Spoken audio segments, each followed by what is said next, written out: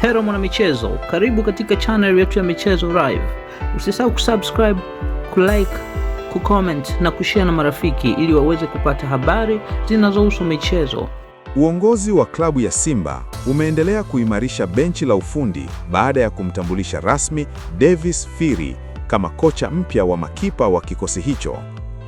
Firi amesaini mkataba wa miaka 2, hatua inayolenga kuongeza ubora na ushindani katika eneo la ulinzi wa lango la Simba. Firi, ambaye ana umri wa miaka 49, ni raia wa Zambia na amejiunga na Simba akitokea klabu ya Amazulu FC ya Afrika Kusini ambako alikuwa akihudumu kama kocha wa makipa. Uzoefu wake katika soka la Afrika Kusini unatajwa kuwa faida kubwa kwa wekundu wa Msimbazi.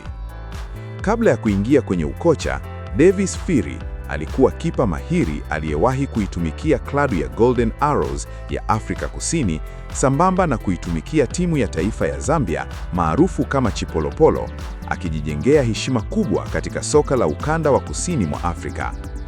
Firi ataungana na kocha mkuu Steve Barker kuunda benchi la ufundi imara litakalokuwa na jukumu la kuiongoza timu kwenye mashindano mbalimbali ya ndani na kimataifa kuanzia msimu huu na kuendelea.